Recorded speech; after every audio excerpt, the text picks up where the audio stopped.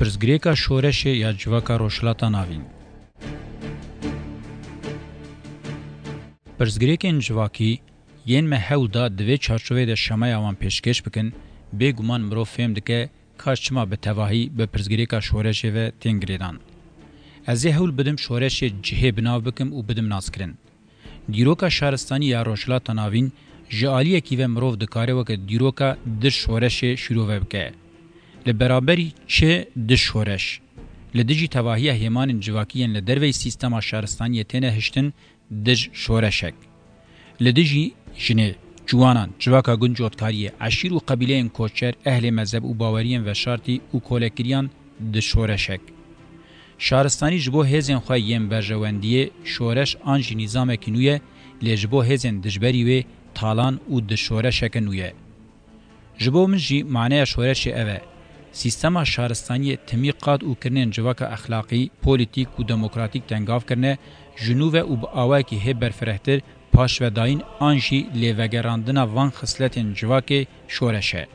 Ji bo şoreşgerekî sosyalîst ê marksîst, şoreş civaka sosyalîst e. Ji bo şoreşgerekî îslamî, civaka îslamî ye. Ji bo burjwayê jî civaka lîberal e. Ya rastî civakên bi vî awayî tinene. Ev bi tenê binavkirinin. Şawa ku di serdema navîn de jî wisa bû.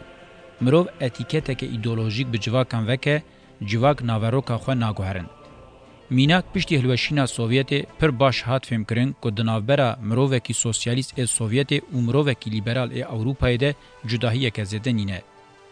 Di navbera misilman û xrîstiyanekî de jî cudahiyên ji ber dîn hene. Bandora wan li ser jiyanê zêde cüzî ye. Eger civak ji aliyê naverokê ve ji hev bêne cihê kirin, ev yek bi tenê li ser hîmê binavkirina civaka polîtîk, exlaqî û demokratîk dikare pêk were. Me hewl dabû vê binavkirinê tarîf bikin. Mirov cudahiyên bi kok dikare bi van têgîn û diyardeyên wan nîşan didin bi awayekî hêr rastî diyar bike. Bêguman civakên exlaqî, polîtîk û demokratîk hê xwedî derfet û îmkanên bi jiyaneke azad û wekhev bitamijin. Yên bixwazin dikarin ji vê re civaka sosyalîst jî bibêjin. Şîroveyeke rastiya civaka rojhilata navîn, diwarê tespîtkirina xisletên exlaqî, polîtîk û demokratîk ên şoreşa divê pêk bê de zehmetiyê nakşîne. Rewşa tevahiya îdeolojiyên modernîst û rêwresmî yên hatine ceribandin, mirov dikare ji bûyerên kirine pirzgirêk fêm bike. Ev encam bivê nevê rastiya demokrasiya exlaqî û polîtîk piştrast dikin. Siyaseta bê demokrasî, ango civaka ji exlaq jî mehrûm, pirzgirêka wê ya bingehîn a şoreşê bi destxistina van xisletan e. Kengî pirzgirêka şoreşê li ser vî hîmî hat danîn bernameya siyasî, çeperên taktîk û stratejîk û gavên pratik ên rast jî wê li gorî vê bêne diyar kirin. Têgihiştineke şoreşê ya bi vî şêwazî ji helwestên şoreşê yên îslamî, sosyalîst û milletgir gelekî cudan e. Ev helwest di nava modernîteya kapîtalîst de li gorî tehlîla dawî nemaze bi dewleta netewe bi encam dibin.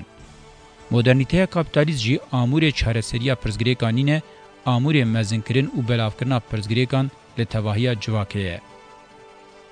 Bereva jî şoreş çi qasî di qadên exlaqî, polîtîk û demokratîk de rêya li ber xwe bikudîne, wê ji modernîteyê dûr bikeve û wê dest pê bike modernîteya demokratîk berçav bike pêş te bibe. Girîng e ku mirov di derbarê pirzgirêka şoreşê de cudahiyeke din di şêwazê jiyan û çalakiyê de diyar bike. Helwestên li ser xeteke rast çi qasî şaş bin, zêde ji hevkirina teorî pratîkê jî wê mirov ber bi çalakiyên şaş û çewt ve bibe.